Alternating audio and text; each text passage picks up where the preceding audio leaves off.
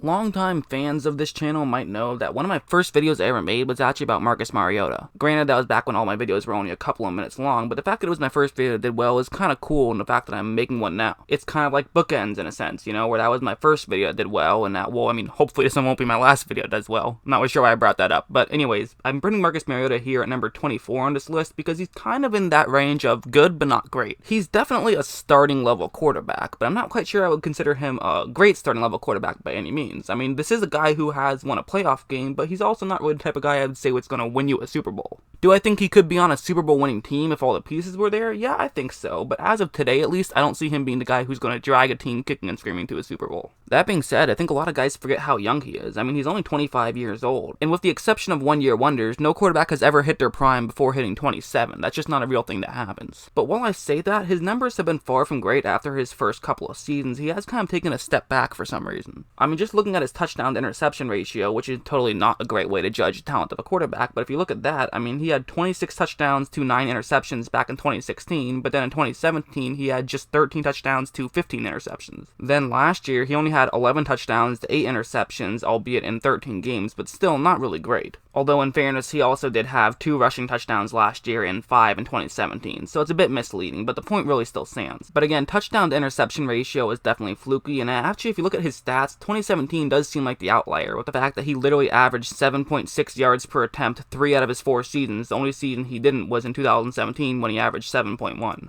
Also, if you look at his passer rating, it was 91.5 his rookie year, 95.6 his second year, then it dipped to 79.3 in his third year, but then jumped up again to 92.3 last year. So he definitely does have some talent. He's definitely far from a scrub. I do think that in the NFL, one bad season kind of outweighs 3 good seasons, and that's kind of what's happened for Marcus Mariota in a sense. But he does deserve some valid criticism along with some valid credit. I think that he does some things well and some things not too well, and as you guys know, I'm not a huge numbers guy. I do think numbers can be a great tool in evaluating a player, but you do have to actually look at the tape as well. You can't just look at the numbers. Numbers can be misleading from time to time, but the tape doesn't lie. One thing I like about Mariota is I do feel like he's a relatively smart player. Like if you take a look at this one, it's going to be a cover 1 linebacker blitz, and this is the 3rd down and 4, so basically they have to get the ball passed right there. But Tennessee also has the receiver running a route right over there, and that can actually be a pretty decent route to run against this type of concept. Because the opposing defense is probably going to be looking to make sure that you don't get 4 yards here, sometimes they won't be as focused on something deep, and something deep could be open. And as you see, once this ball is snapped and the play develops, that receiver actually is pretty open here, even though it might not look like it right now. Because while yes, the defender who's in charge of covering the receiver that Mariota is going to be trying to throw it to is a few yards further down the field than his assigned man is, notice the way his body is tilted. While that receiver is running just straight forward, the Dolphin is going to have to kind of run closer to an angle, and he's actually going to have to get turned around a little bit. The Titan will be easily able to turn his head over and look for the ball, whereas the Miami defender is going to have a much tougher time turning his head and probably won't be able to do it at all. So it's a good shot to take, and Mariota is going to take a shot there. Now granted, it doesn't work out, but it was actually a pretty decent throw, it just didn't work out. You can only control what you can control, and that's also a pretty low risk situation, so now that you are in field goal range, you can at least try to kick a long field goal, whereas if you force something, it could have been an interception. Not to mention, if it worked, it would have been a touchdown. So good decision by Mariota, even though it didn't end up working out. There has been a lot of talk about the fact that the Titans don't really have a true number 1 receiver, but in my opinion, they still have a decent enough offense around him. It's not like they have nothing around Mariota. They have, in my opinion, a top 10 offensive line, not to mention Delaney Walker, who's, while he's not a receiver, he can definitely be a big target. Granted, he was hurt last year, but as a whole, he was typically good for 800 yards before the injury. And they do have some decent wide receivers who have potential, but I will admit, they definitely have a lack of a true number 1 receiver, and one way that can be a real problem is in the red zone. But that's okay for Mariota, because he's actually very good at improvising and finding ways to make some plays. Like if you take a look at this one, it's going to be a cover 1 hole in the end zone situation, and those are some of the routes that the Titans will be running, and really that route right there, the halfback's going to be running, could actually be a great route to run here. Because if you look at the linebacker who's in charge of covering the halfback, he's much further to the middle of the screen, and it's going to be a foot race with the halfback already having a head start, so this could actually be a great situation for Mariota and the Titans. However, one thing you're going to see Miami do here is they actually do a very good job of switching on this play, where they realize the type of concept that the Titans are going to be running. They realize that the halfback could get open, so 2 Dolphins are going to switch their assignment, which means that one of the Dolphins who's closer to the top half of the screen is now going to take on the halfback, which means that halfback is no longer open. Lesser quarterbacks wouldn't realize this. They'd probably throw it straight to the halfback now, and it would result in a quick tackle for no gain. But Mariota Mariota realizes this immediately, is able to scramble out of the pocket, and he even makes a throw that almost resulted in a touchdown. Again, didn't work out, but you can only control what you can control, and Mariota can do certain things very well, including improvising like you see there. Now, one thing that has to be mentioned about Mariota is he will have a tendency to just make some throws that you're like, what in the world was that? Like on this one, Tennessee is going to try to sell as though it could be a run. That's the idea here. They want the defense to think it's going to be a run, and one of the ways they're doing that is by having two players right over there, a fullback and a tight end, who are both looking like they're going to be blocking. So they're also going to run a play action, and then they'll have a receiver run that route right there, and their hope is that linebackers will move in and that receiver could get very open. And as you see right here, it's working out relatively perfectly. The linebackers did move in, and as you see, the Titan is pretty open right now. There is some separation, and Mariota could try to make a throw. However, he misses the throw too high, and it ends up getting picked off. I think there's been this perception that Mariota is the type of guy who just always plays okay, but that's not really the case at all. He's very inconsistent. He will have some times where he just does not play well at all, and he will have some times where I think he plays incredibly well. But of course, the difference between him and Jameis Winston, who, spoiler alert, I have Jameis Winston just one spot ahead of Mariota here, but the difference between someone like Winston and someone like Mariota is that when Winston has a big game, he throws for 390 yards and 3 touchdowns. And you know, if it's a really good day, maybe he'll only throw 3 interceptions. Meanwhile, for someone like Mariota, just his play style and the way the Tennessee Titans run their offense, he's never going to have those big numbers, even when he's playing at a high level. Even when he's playing at the same performance that Jameis Winston will when he throws for 350 yards, he just doesn't put up those stats because that's not what they ask him to do. Last year, he had a game where he averaged 13.17 yards per attempt, and he also had a game where he averaged 4.96 yards per pass attempt. He definitely has his highs and his lows. Also, amazingly, that game where he averaged 13.17 yards per pass attempt, he went 22 for 23, threw 2 touchdowns, no interceptions, and they still lost somehow. If that doesn't go to show how much of a team sport football is, I don't know what will. Like on this play, first what they're going to do is fake as though it's going to be a wide receiver screen to the top half of the screen, but then in fact it'll actually be a halfback screen with the halfback running right over there. And so one thing you'll see here is there is a halfback who's open, but there also is a Miami defender who's behind him right over there, so Mariota obviously can't throw this one too high. He has to make sure he throws this one at the right spot. But also notice how off balance he is here, and granted you kind of have to be off balance in a screen because the whole point in this play is to try to make sure that all the defenders go straight towards the quarterback, so that way you can simply flip it up to the halfback and there will be no defensive lineman in the area. That's the way this play is supposed to work. So it's relying on Mariota to be able to make a good off-balance throw, and this time he just isn't, and it results in an interception. It's honestly a mistake that should never happen. A Hall of Fame level quarterback never makes those mistakes, or maybe not never, but once every 3 years makes those mistakes. Mariota seems to make 3 or 4 of those a season, and that's kind of a problem. It really is. But again, I'm not saying he's a bad player. I'm saying he's an inconsistent player, and when he's on, he can play at a very high level. Like if you take a look at this play, it's going to be a cover 1 blitz, and they have a receiver running a deep route right over there. There will be a double move, which I don't have on the screen, but there will be a double move, but it's a deep route to the bottom half of the screen. So as you see right now, this is actually a great situation for a receiver to be in, once again, similar to that first play I showed you. Because of the way his assigned man is going to be facing, basically if you're a defender, there's no way you can turn around and also make sure you're keeping pace with that receiver. You have to make sure you don't look back, because otherwise you'll just get burned. So this gives the receiver all the leverage, and Mariota knows it. He's going to take a shot there, it's a good throw and also a good catch, and results in a big completion. I mean, that's just almost too easy for Mariota, but really it isn't. It's just that he made it look easy. It's really not that easy of a play to make a deep throw that far down the field and make it that accurate. But that's what Mariota did, and was also a smart play to realize the second that that receiver was going to be open to make a throw in that direction. Again, watching that ball live, when you just see the end of the route, you might think, oh, that was just a 50-50 ball, but really it wasn't at all. It's a 50-50 ball, but Mariota was cheating to turn it into a 90-10 ball, and that's what resulted in a big completion for Tennessee. There was also this next play, and this is the type of play that you'll see all the time if you watch the Titans. This is something that they very much did a lot last year, where it's going to be going up against a cover 3 zone, and basically it's just going to be a simple play action, and they have a receiver running an out route right over there.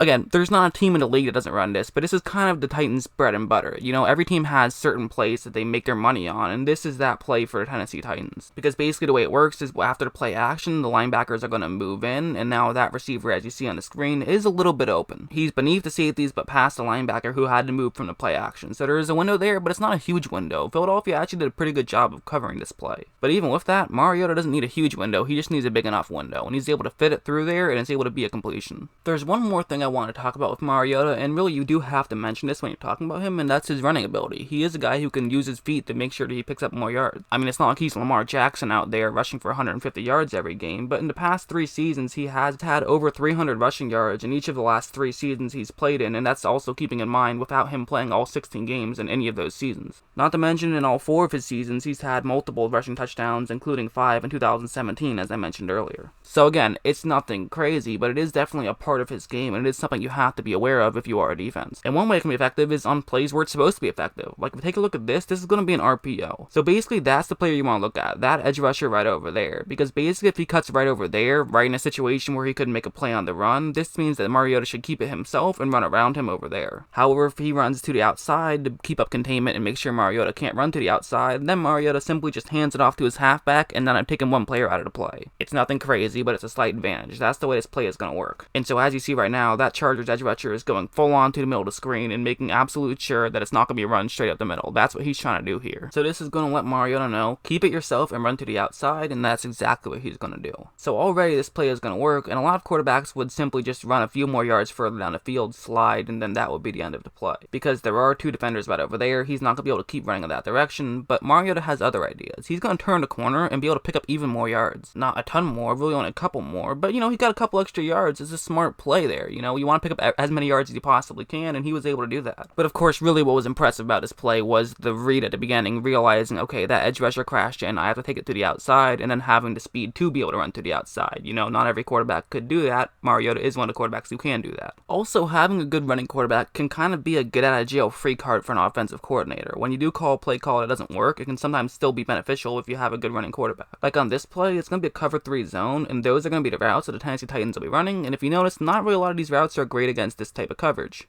Pretty much every receiver is going to be running straight into somebody's gap in coverage, so it's really not the best play call in this situation. It's kind of one of those, sometimes you pick rock and someone else picks paper. And as you see, once the play develops, again, as we figured when we saw it on paper, no receiver is able to get open. So this play already should be a loss, but there is one bright spot, and it's right over there, right on the offensive line. There's a gap in between the tackle and the guard that Mariota could try to run through, and he's going to say, hey, why not pick up a few yards? This play isn't going to work out anyways. There's no one open. Might as well pick up some yards. And again, he's a good enough runner. He accelerates, actually breaks a tackle, and is able to run and pick up a solid gain despite the fact that that play absolutely did not work at all. He turned a disaster into a 5-yard gain. I mean, again, those things might not be crazy just by watching one at a time, but they build up. I mean, many quarterbacks wouldn't be able to get anything on a play like that. Mariota was able to pick up a good gain, and that's part of the reason why having a good running quarterback can be beneficial. But honestly, I like Mariota. I think he's a pretty good player. I definitely think it's fair to say that he hasn't quite lived up to the hype that he had when he got drafted, but that doesn't mean that he's not still a valuable player. He's kind of like Alex Smith before Alex Smith went to the Chiefs right now. That's kind of the way his career has panned out. He's admittedly not one of those superstar quarterbacks. He's probably not going to win an MVP anytime, but can he be at a Pro Bowl level? I think so.